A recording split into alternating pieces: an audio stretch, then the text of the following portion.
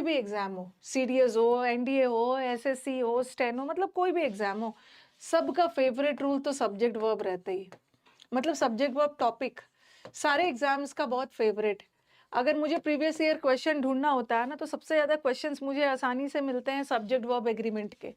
तो ये एग्जाम में भर भर के आता है, ठीक है। और सब्जेक्ट वर्ब में जो ये वाला रूल है ना, 30th रूल जो मैं अभी पढ़ाने जा रही हूँ, कि वर्ब लगाते समय हमें मेन सब्जेक्ट को देखकर वर्ब लगाना है। हमारा मेन सब्जेक्ट सिंगुलर है कि प्लूरल है, उसके अकॉर्डिंग सिंगुलर और प्लूरल वर्ब लगाना है। लगाते समय मेन सब्जेक्ट को नहीं देखना है, मेन सब्जेक्ट को देखना है, क्वालिफायर को नहीं देखना है। आपके दिमाग में क्वेश्चन आ रहा होगा कि मैम ये क्वालिफायर क्या होता है, आखिर ये रूल क्या है कि आप बोल रहे हो कि अपना वर्ब डिसाइड करते समय मेन सब्जेक्ट को देखना, क्वालिफायर को मत देखना। क्वालिफायर एक्स्ट्रा जानकारी देता है मेन सब्जेक्ट के बारे में, ठीक है। और वर्ब लगाते समय क्वालिफायर को मत लगाना, देखना मत, मेन सब्जेक्ट को देखना। कुछ कुछ क्वेश्चंस मिलेगा आपको, अभी नया नया क्वेश्चंस भी मिलेगा। जैसे मैंने ये लगा दिया, देखो एक छोटा सा सेंटेंस लिखती हूँ, 2-3 सेंटेंस करवा दूंगी ना, फिर एग्जाम में पूछे गए आपके सारे क्वेश्चंस आएंगे तो बनना शुरू होगा। The knowledge of 2 languages, the knowledge of 2 languages is or are necessary.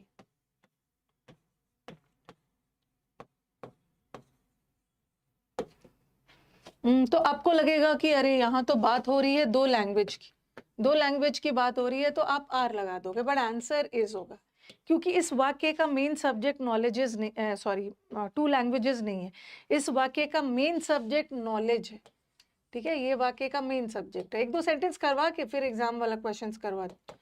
इस सेंटेंस का मेन सब्जेक्ट नॉलेज है, किसकी नॉलेज? 2 लैंग्वेज की नॉलेज, 2 भाषाओं का ज्ञान। तो ये जो नॉलेज 2 लैंग्वेजेस है ना, ये क्वालिफायर है। और आप बोलोगे कि मैम क्वालिफायर किसको बोलते हैं? क्वालिफायर कभी भी मेन सब्जेक्ट नहीं होता है। क्वालिफायर मेन सब्जेक्ट के बारे में अतिरिक्त जानकारी देता है, तो ये सेंटेंस का क्वालिफायर है, ठीक है। ये बोल रहे हैं ना नॉलेज, और एक्स्ट्रा इंफॉर्मेशन दिया जा रहा है, एक्स्ट्रा नॉलेज दिया जा रहा है, एक्स्ट्रा बात बताई जा रही है कि नॉलेज में भी किसका नॉलेज? 2 लैंग्वेजेस का। तो ये अब मेन सब्जेक्ट के बारे में अतिरिक्त जानकारी देने वाले वर्ड क्वालिफायर होते हैं। तो हमारा यहाँ का क्वालिफायर प्लूरल है, तो आपको लगेगा अरे प्लूरल है तो आर लगाते हैं, क्योंकि वर्ब लगाते समय हमें क्वालिफायर नहीं देखना है। हमारा क्वालिफायर सिंगुलर हो या प्लूरल हो, हमें उससे मतलब नहीं, हमारा मेन सब्जेक्ट तो नॉलेज है, और नॉलेज सिंगुलर है, इसलिए इज लगाओ। और वैसे भी ये भी देख लो, ये ऑफ प्रेपोजिशन है, और प्रेपोजिशन के बाद ऑब्जेक्ट आता है, और वर्ब लगाते समय हम ऑब्जेक्ट को नहीं देखते, हम सब्जेक्ट को देखते, ठीक है, सब्जेक्ट को देखते हैं। 1-2 क्वेश्चन बता दे रही। जैसे मैंने लिखा a gang of thieves, a gang of thieves was या वर अरेस्टेड। तो आपको लगेगा कि इतने ज्यादा चोर है, इतने ज्यादा थीव्स है, आप थीव्स देखोगे और लगा दोगे, प्लूरल लगा दोगे, बट गलत है। आंसर इज वॉज, सिंगुलर होगा। क्यों? क्योंकि इस सेंटेंस का मेन सब्जेक्ट क्या है? गैंग। ये वाक्य का मेन सब्जेक्ट है, और हमारा ये जो गैंग है मेन सब्जेक्ट, ये सिंगुलर है। अब एक्स्ट्रा इंफॉर्मेशन दिया जा रहा है, किसकी गैंग? चोरों की गैंग। और एक्स्ट्रा इंफॉर्मेशन देने वाले वर्ड्स क्वालिफायर होते हैं, और हमारा क्वालिफायर प्लूरल है। लेकिन वर्ब लगाते समय ना हमें क्वालिफायर नहीं देखना, हमें तो मेन सब्जेक्ट देखना। हमारा मेन सब्जेक्ट सिंगुलर है तो वॉज लगाएंगे। अगर हमारा मेन सब्जेक्ट मतलब बहुत सारे चोर है बट उनकी गैंग तो एक ही है ना, अगर गैंग के जगह गैंग्स रहता, चोर भी है और उनके गैंग्स भी बहुत सारे, तब मैं वर लगाती, वर। तो क्वेश्चंस बनाए जो एग्जाम में आया हुआ है। Shall we start? एक बार बता देना, क्वेश्चन बनाया जाए। हाँ, जो हमारे एग्जाम्स में पूछे गए हैं। Okay, let us start with the questions. मैंने थोड़ा सा बता दिया है कि ये क्वालिफायर क्या होता है, क्योंकि कई बच्चे होंगे कि मैम ये क्वालिफायर क्या होता है। ये रूल क्या बताता है कि वर्ब हमें किसको देखकर लगाना? Main subject. Main subject singular है, वर्ब भी सिंगुलर लगाना। मेन सब्जेक्ट प्लूरल है, वर्ब भी प्लूरल लगाना। क्वालिफायर को मत देखना, क्योंकि कुछ स्टूडेंट्स को लगता है ना कि अरे वर्ब से एकदम वर्ब से सटा हुआ सब्जेक्ट होगा। नहीं, कभी कभी हमारा सब्जेक्ट है वर्ब से दूरी पे भी होता है। पहला question, 1-to-1 interaction with parents are known to be important. ये सब PYQs है, सब प्रीवियस पेपर है।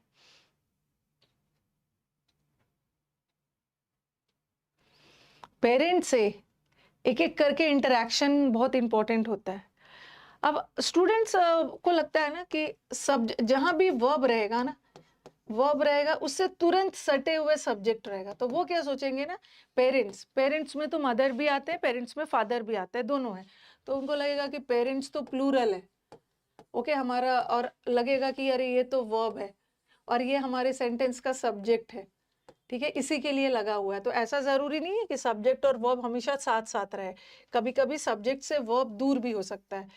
ये देखो, ये विथ है, विथ है हमारा सेंटेंस का प्रेपोजिशन, और प्रेपोजिशन के बाद हमेशा क्या आता है, ऑब्जेक्ट आता है, और हमारा जो ऑब्जेक्ट है वो प्लूरल है, लेकिन हम जो अपना वर्ब लगाते हैं वो ऑब्जेक्ट को देख के नहीं लगाते हैं, हम अपना सब्जेक्ट को देखकर लगाते हैं। तो इसको पेरेंट्स को देखकर मत लगाना, पेरेंट्स तो प्रेपोजिशन के बाद आया है, ये तो ऑब्जेक्ट है और ये प्लूरल है, बट वर्ब लगाते समय तो हमें सब्जेक्ट देखना है।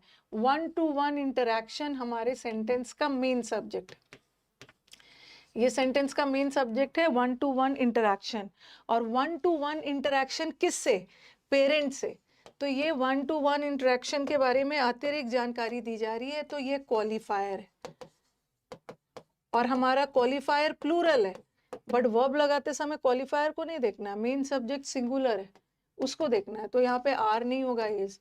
और ऐसे भी ये प्रेपोजिशन के बाद ऑब्जेक्ट है और ऑब्जेक्ट देख के नहीं लगाना है इज, तो error is in this part. तो थोड़ा ये सब क्वेश्चंस पे ध्यान रखना।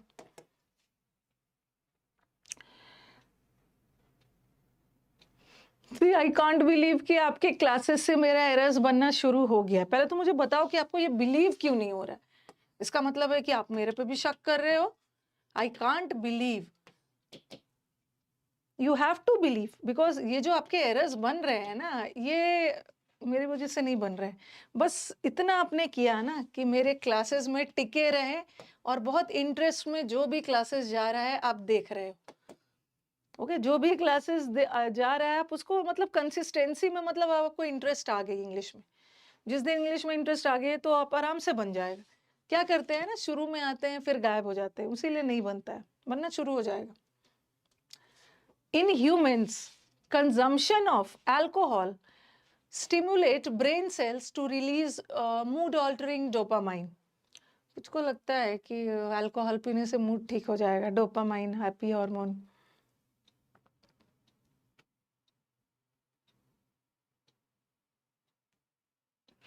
अब हम, हाँ, और एक चीज और है कि हमारे स्टूडेंट्स के दिमाग में ये भी हो सकता है कि मैम सब्जेक्ट हमेशा सेंटेंस के शुरुआत में होता है ना, कभी कभी हमारा सेंटेंस का शुरुआत ऑब्जेक्ट से भी हो जाता है। अब आपको पहचानना होता है कि वर्ब लगाते समय ऑब्जेक्ट नहीं देखना है, हमें सब्जेक्ट देखना है। आपको लगेगा कि अरे इतने सारे ह्यूमंस है, इतने सारे ह्यूमंस है, इतने सारे ह्यूमंस है, और स्टिमुलेट लगा दोगे, ये तो सब स्टूडेंट को पता है, स्टिमुलेट वर्ब है, और वर्ब में एस, नाउन में एस लगता है तो प्लूरल बनता है, जब वर्ब में एस लगता है तो सिंगुलर बनता है, ठीक है, और वर्ब में एस नहीं है, प्लूरल। तो मैंने वही सब क्वेश्चंस चुना है ना जिसमें आपको कंफ्यूजन हो सकता है प्रीवियस ईयर में, तो आपको लगेगा कि ये जो वर्ब लगा है ना, ये ह्यूमंस के लिए लगा है, लेकिन ये ह्यूमंस प्लूरल है तो वर्ब भी प्लूरल। ये जो वर्ब है ये ह्यूमंस के लिए नहीं लगा है, ये हमारे सेंटेंस का सब्जेक्ट है ही नहीं। सबसे पहले तो ये प्रेपोजिशन है इन, और प्रेपोजिशन के बाद सब्जेक्ट नहीं आता है, ऑब्जेक्ट आता है। इसका मतलब है कि ये जो ह्यूमंस था ना, ये ऑब्जेक्ट था और ये प्लूरल था, तो वर्ब भी प्लूरल होना चाहिए आपको लगेगा, लेकिन हम ऑब्जेक्ट को थोड़ी देख के लगाएंगे। हमारा सब्जेक्ट क्या है, हमारा सब्जेक्ट कंजम्पशन है, अल्कोहल भी नहीं है। ये देखो, ये ऑफ है प्रेपोजिशन, और प्रेपोजिशन के बाद ये ऑब्जेक्ट है, और हमारा वर्ब ने एग्रीमेंट ऑब्जेक्ट से नहीं किया है, सब्जेक्ट से किया है। तो सब्जेक्ट सिंगुलर है तो वर्ब भी सिंगुलर है, सिंगुलर लगाना, ठीक है। कहाँ गया स्टिमुलेट, ठीक है। अगर ऐसा रहता, कंजम्पशन ऑफ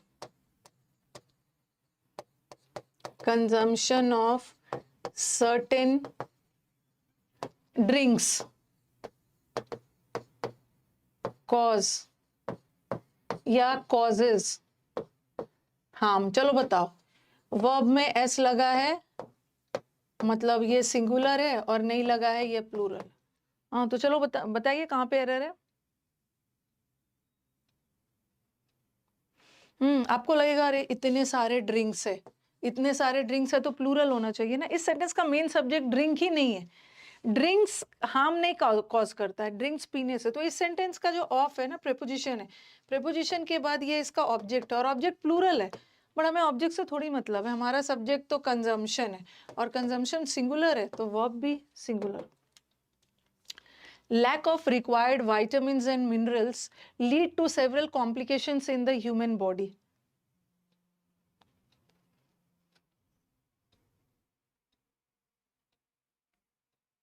MTS के लिए भी यही पढ़ना है।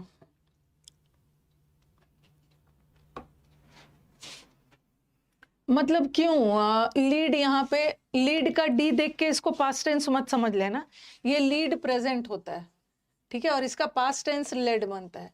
तो ये लीड प्रेजेंट है, और प्रेजेंट टेंस में अगर एस लगा है तो सिंगुलर है, और एस नहीं है तो प्लूरल है। तो हमें तो प्लूरल चाहिए ना, क्योंकि हम बात तो कर रहे हैं वाइटामिन्स और मिनरल्स की, और वाइटामिन्स और मिनरल्स दो चीज की बात हो रही है, तो प्लूरल है, तो आपको भी तो प्लूरल लगाना चाहिए था, प्लूरल लगाना चाहिए था। बट आंसर लीड्स होगा, सिंगुलर होगा। क्यों? क्योंकि मिनरल्स एंड वाइटामिन्स बॉडी में कॉम्प्लिकेशन थोड़ी करते हैं। मिनरल्स एंड वाइटामिन्स की कमी, ये अगेन ऑफ आ गया प्रेपोजिशन, और प्रेपोजिशन के बाद जो मिनरल्स और वाइटामिन्स था ये सारा ऑब्जेक्ट था। और वर्ब लगाते समय हमें ऑब्जेक्ट नहीं देखना, हमें सब्जेक्ट देखना। यहाँ पे जो लैक है ना, सब्जेक्ट के रूप, सब्जेक्ट है नाउन के रूप में, और लैक सिंगुलर है तो वर्ब भी सिंगुलर लगा। लीड्स, ये तो बना लोगे। द क्रू ऑफ सेलर्स, जो ये जो सेलर्स का ग्रुप था ना, they were not perturbed by the strong gale. Gale का मतलब है विंड, स्ट्रॉन्ग विंड।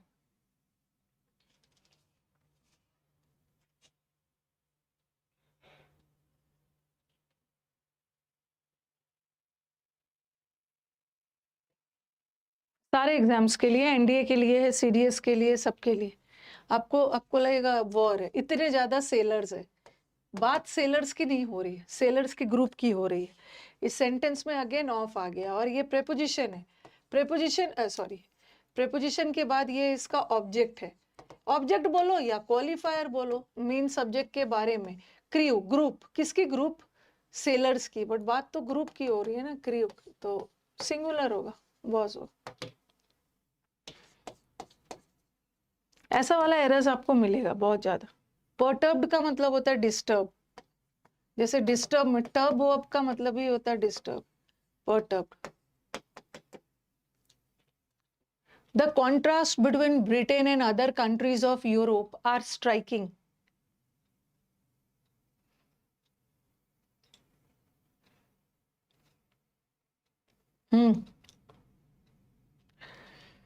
आपको लगेगा अरे ब्रिटेन भी है और इतने सारे कंट्रीज भी है, तो अगर इसका ट्रांसलेशन भी करते हैं ना, तो ब्रिटेन और कंट्रीज स्ट्राइकिंग नहीं है, उनके बीच में जो ऑपोजिट चीजें है, कॉन्ट्रास्ट है।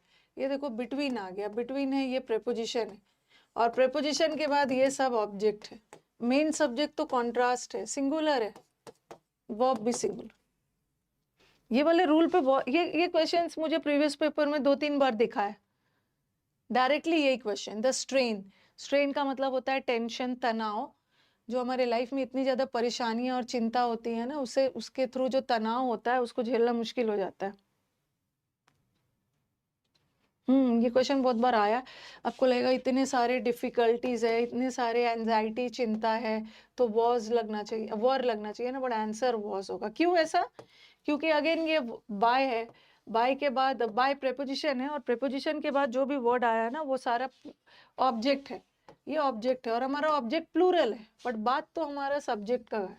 हमारा सब्जेक्ट ये स्ट्रेन है। ओके, तो वॉज सिंगुलर होगा। The crowd of the migrant workers at the station from the Shramik Special are unforgettable. ये पिछले साल 23 22 के पेपर का ही है सब। आपने रूल्स पढ़ लिया। एक दिन तो मैं उन बच्चों से बात करूंगी ना जो बच्चे बोल रहे हैं ना कि मैम अब मेरे एरर्स बनने शुरू हो गए। उनसे बात करने से क्या एक फायदा मिलेगा, ताकि उन बच्चों को एक हेल्प मिल जाए कि हमारा एरर्स क्यों नहीं बन रहा है। बहुत सारे बच्चे हैं जिनके एरर्स बनना शुरू हो गए हैं और मैंने कुछ नहीं किया है, उनको पता है स्टूडेंट्स को पता है ना कि उनका एरर क्यों बनना शुरू हो गया है। ठीक है, तो मैं कुछ नहीं बोलूंगी, वही बोलेंगे कि अब हमारा एरर क्यों बन रहा है। उससे क्या होगा ना, जो बच्चे परेशान हो रहे हैं उनको हेल्प मिल जाएगी। बात करती हूँ।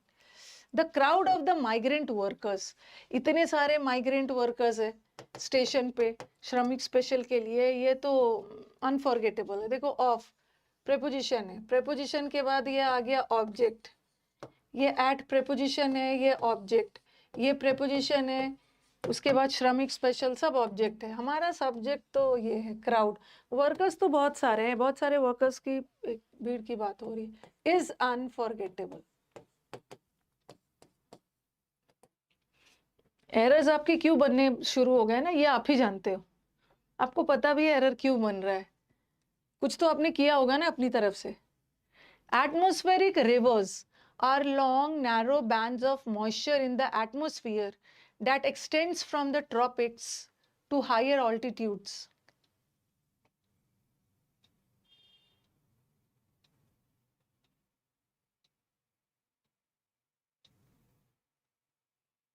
हम्म,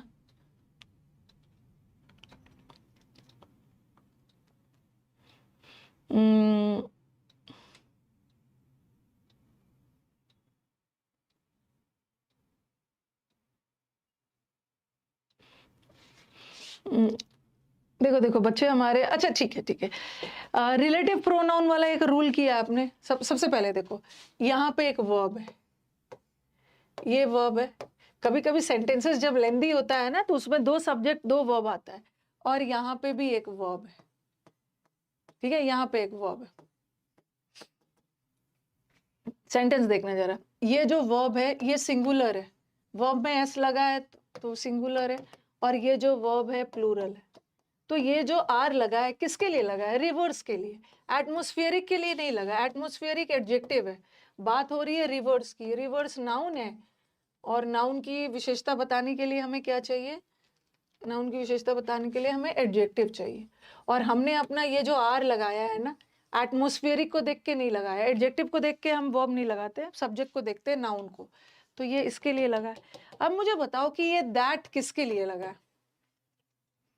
ये जो ये वर्ब को, ये वाला जो सब्जेक्ट है रिवर्स, इसको अपना वर्ब मिल गया, और ये रिवर्स प्लूरल है तो वर्ब भी प्लूरल है, तो यहाँ तो गड़बड़ी नहीं है। अब मुझे बताओ कि ये वाला जो हमें वर्ब लगाना है किसके लिए? किसके लिए लगाना है? क्या ये ध्यान से देखना, ये रिलेटिव प्रोनाउन है, ये सब बड़ा परेशान करता है आपको। कभी कभी रिलेटिव प्रोनाउन ना अपने जस्ट पहले वाले वर्ड के लिए लगा होता है, और कभी कभी देख लो किसके, ये दैट किसके लिए लगा है? किसके लिए? एटमॉस्फेयर के लिए, सॉरी, एटमॉस्फेयर के लिए लगा है।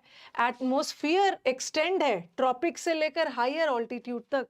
नहीं नहीं, ये एक्सटेंड, ये रिवर्स है।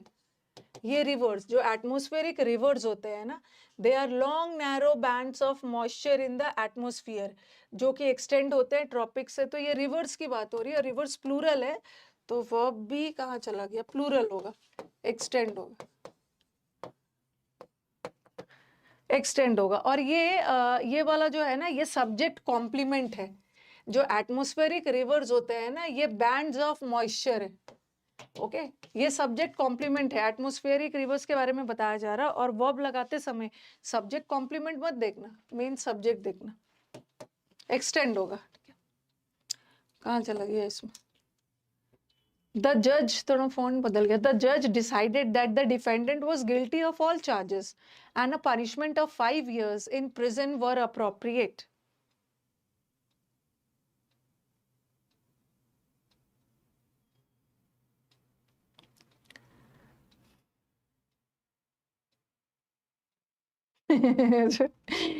एक स्टूडेंट बोल रहा है मैम एक ही लाइन में बताइए कि सिलेक्शन किसका होता है।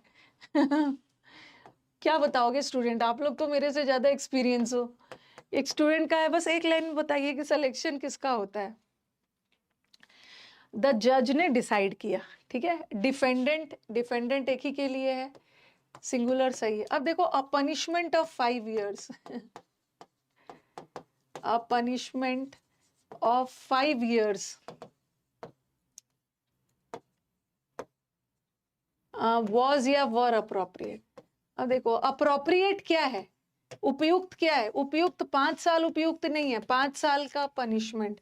इस सेंटेंस का ऑफ प्रेपोजिशन आ गया, प्रेपोजिशन के बाद तो ऑब्जेक्ट आ गया, बात तो पनिशमेंट की, तो पनिशमेंट की हो रही है ना, पनिशमेंट सिंगुलर है, वॉज लगा, वॉज अप्रोप्रिएट।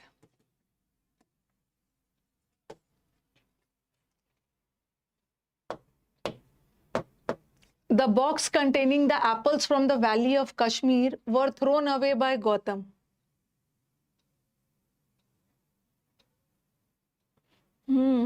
आप समझ गया कि एरर क्यों नहीं बनता था, लैक ऑफ प्रैक्टिस की वजह से नहीं बनता था, और आपको पता भी था बट आप करते नहीं थे उसको। कर हाँ लगेगा इतने सारे एप्पल्स है, इतने सारे एप्पल्स है, उसको फेंक दिया गया, और बहुत सारे एप्पल्स, बट एप्पल्स को नहीं फेंका गया, फेंका एप्पल्स के बॉक्स को गया।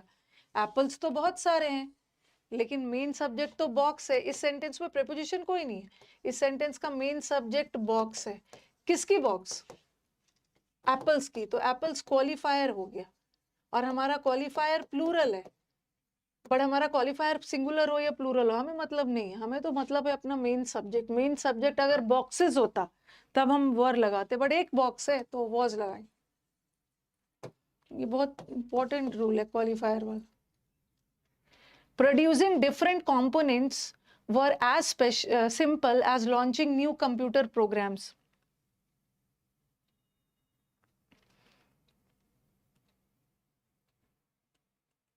बहुत सारे components बनाना उतने सिंपल है जैसे न्यू कंप्यूटर प्रोग्राम्स लॉन्च करना।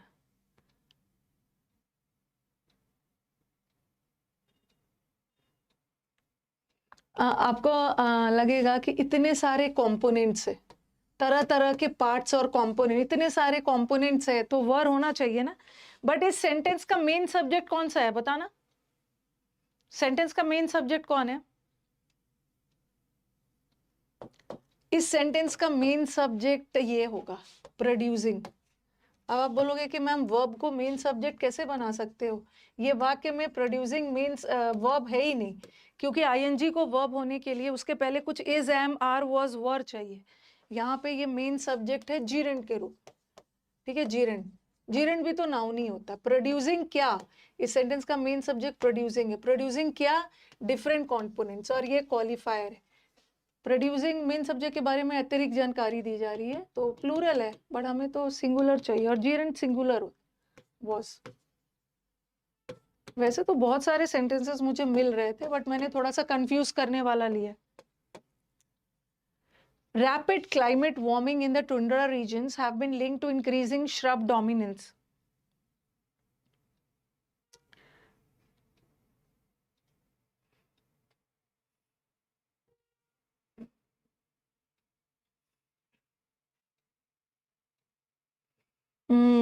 लगेगा कि इतने सारे टुंड्रा रीजन्स, देखो यहाँ पे प्रेपोजिशन है और प्रेपोजिशन के बाद ये ऑब्जेक्ट है, हमें ऑब्जेक्ट नहीं चाहिए, हमारा मेन सब्जेक्ट क्लाइमेट वार्मिंग है। रैपिड तो एडजेक्टिव है, वो क्लाइमेट वार्मिंग सिंगुलर है ना, वार्मिंग तो has. Hearing those words from his mouth, उसके मुंह से ये सारे शब्द सुनना बहुत मुश्किल था। फटाफट फटाफट देखो, जैसे eating certain varieties of mushroom, eating certain varieties, कुछ मशरूम के कुछ वैरायटीज इज और आर हार्मफुल होते हैं, तो आपको लगेगा इतने सारे वैरायटीज है।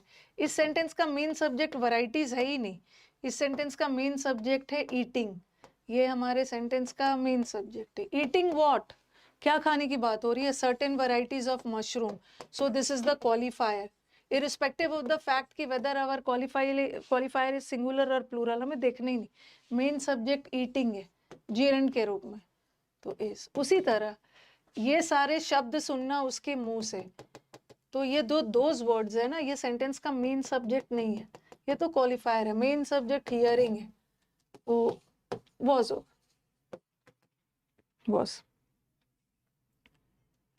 The most talented of these three boys are my friend's son. इन तीनों में जो सबसे टैलेंटेड बॉय था वो मेरे फ्रेंड का सन था.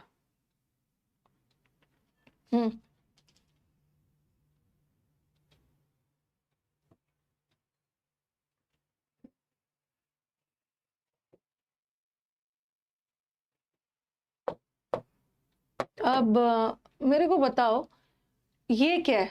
हाँ, इस सेंटेंस का ना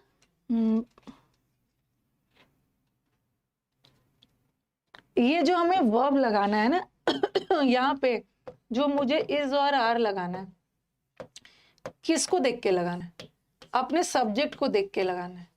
वर्ब ने अपना एग्रीमेंट सब्जेक्ट से किया है, और एक वर्ड होता है सब्जेक्ट कॉम्प्लीमेंट.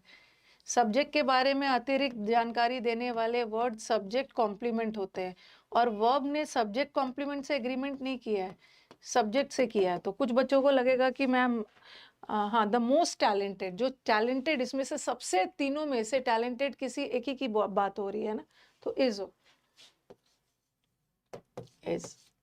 ये जो ऑफ आ गया, ये तो प्रेपोजिशन हो गया. आर माई फ्रेंड, मेरे फ्रेंड का most talent. The availability of funds were ensured and they all submitted the proposals on time.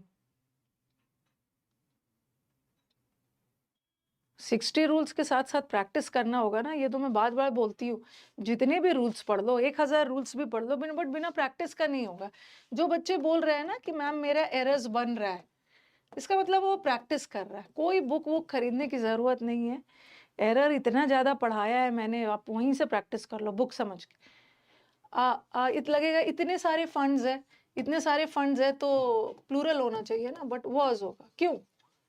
क्योंकि मेन सब्जेक्ट फंड्स थोड़ी है, फंड्स की अवेलेबिलिटी है. ये तो प्रेपोजिशन के बाद ऑब्जेक्ट आ गया. ऑब्जेक्ट देख सिंगुलर प्लूरल हो मतलब नहीं है. मेन सब्जेक्ट तो अवेलेबिलिटी है, सिंगुलर है, वाज लगाना. इट वाज रवि, ना कि उसके दोस्त जो देर रात चिल्ला रहे थे. मैंने आपको एक रूल में बताया भी था, जब भी सेंटेंस में एक पॉजिटिव आ गया आपको लगेगा ये रवि था, ना कि उसके दोस्त थे. रवि ना कि उसके दोस्त हल्ला कर रहे थे, तो दिमाग में आएगा ना मैम ये जो हु है और रिलेटिव प्रोनाउन तो दोस्तों के लिए आ रहा होगा ना, दोस्त तो प्लूरल है तो वर्ड तो सही है बट वॉज होगा. जब भी सेंटेंस में एक पॉजिटिव आ गया और एक नेगेटिव आ गया तो वर्ब लगाते समय पॉजिटिव वाला देखना. रवि ना कि उसके दोस्त चिल्ला रहे थे, मतलब चिल्ला कौन रहा था? रवि, सिंगुलर.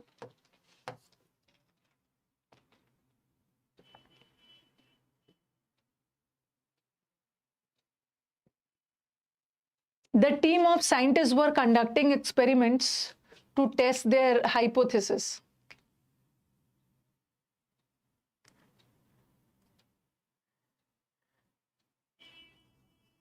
देखो इसमें ना ये क्वेश्चन, हाँ, द टीम ऑफ बहुतों के, अब एसएससी ने जैसा आंसर दिया था वैसा करेंगे. तो यहाँ पे साइंटिस्ट तो बहुत सारे हैं बट उनकी टीम तो एक ही है ना, वॉज होगा. वॉज. अब बच्चों को लग रहा होगा मैम टीम तो सिंगुलर है, ठीक है, टीम तो सिंगुलर है तो यहाँ पे देर नहीं होना चाहिए ना, इट्स होना चाहिए था. बट इन्होंने कुछ ऐसा एरर माना नहीं. हो सकता है सब अपना अपना साइंटिस्ट मिलके अपना अपना एक्सपेरिमेंट्स कर रहे हैं, तो एरर वहां पे नहीं था. Her knowledge of English and science are very limited.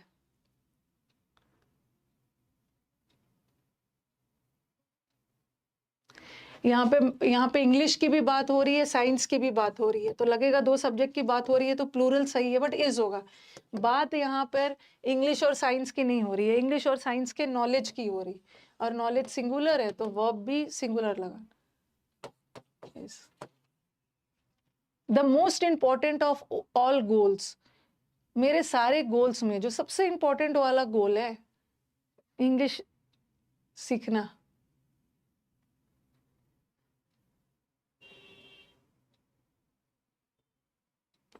Is होगा, इज बहुत सारे गोल्स में से बात एक की हो रही। जल्दी जल्दी चलते हैं। हाँ, तो मेरे को बताओ कि ये रूल क्लियर हो गया ना? ये रूल क्लियर हो गया? एक बार बता दो कमेंट बॉक्स में कि वर्ब लगाते समय ध्यान रखना, ये वाला एरर भर के आता है। वर्ब लगाते समय ध्यान रखना है कि हमें अपने सब्जेक्ट को देखना है, क्वालिफायर से और ऑब्जेक्ट से नहीं कंफ्यूज होना। ओके, चलो ये रूल क्लियर हो गया। अब ये भी रूल बहुत इंपॉर्टेंट है, 31st रूल। जब भी हमारे सेंटेंस में, थोड़ा सा इसको समझाना होगा। देखो, एडजेक्टिव के 3 डिग्रीज होते हैं, ठीक है? कैसे कैसे एरर आता है बता देती हूँ। एक पॉजिटिव डिग्री होता है, एक कंपेरेटिव होता है, और तीसरा सुपरलेटिव होता है। ठीक है, इसको थोड़ा समझाना होगा हल्का सा, फिर आप समझ जाओगे। पॉजिटिव डिग्री में नो कंपैरिजन, ठीक है? पॉजिटिव डिग्री में कोई कंपैरिजन नहीं होता है। और कंपैरेटिव डिग्री में कंपैरिजन होता है बिटवीन 2, और सुपरलेटिव डिग्री में 2 से ज्यादा। 2 से ज्यादा, ठीक है? 2 से ज्यादा। जैसे आपको पता ही है, स्मार्ट, वो स्मार्ट है, उसकी तुलना नहीं हो रही है, बट वो स्मार्टर है। स्मार्टर मतलब 2 के बीच में ज्यादा स्मार्टर है, और स्मार्टेस्ट का मतलब होता है 2 से ज्यादा के बीच। उसी तरह वीक, वीक में कोई कंपैरिजन नहीं है। वीक कर मतलब 2 के बीच में वो ज्यादा कमजोर है, और वीकेस्ट इज बहुतों के बीच में, बहुतों के बीच में, हाँ, कमजोर है। और कभी कभी हम कंपैरेटिव डिग्री बनाने के लिए ईआर लगाते हैं, और सुपरलेटिव बनाने के लिए ईएसटी लगाते हैं। बट कभी कभी हम ईआर और ईएसटी लगा के नहीं बनाते हैं। जैसे ब्यूटीफुल, ब्यूटीफुल का या इंटेलिजेंट का, ब्यूटीफुल का ब्यूटीफुलर नहीं होता है, ठीक है? ब्यूटीफुल वाले में हम मोर लगा के बनाते हैं। कंपैरेटिव लगाने के लिए मोर लगा दो, और सुपरलेटिव तो आपको पहले से पता भी हो, सुपरलेटिव बनाने के लिए मोस्ट लगा दो, मोस्ट। उसी तरह इंटेलिजेंट में 2 के बीच में अगर ज्यादा इंटेलिजेंट है तो इंटेलिजेंट, मोर इंटेलिजेंट लगाओ और मोस्ट लगाओ। ये आपको पता भी है पहले से। ये सब डिग्रीज है, एडजेक्टिव या एडवर्ब के भी डिग्रीज बनते हैं ईआर लगाकर और ईएसटी लगाकर, ठीक है?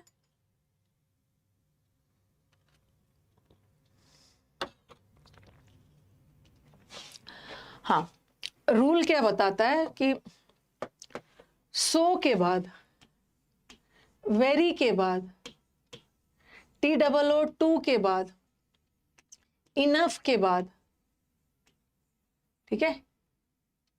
क्वाइट भी लिख सकते हो, quite, she is quite well. Quite के बाद, ये सो के बाद, वेरी के बाद, इनफ के बाद, क्वाइट के बाद कोई भी एडजेक्टिव, ये सारे एडवर्ब्स है, और इसके बाद कोई भी एडजेक्टिव आता है ना, वो हमेशा पॉजिटिव डिग्री का रहता है, ठीक है? पॉजिटिव डिग्री का रहता है।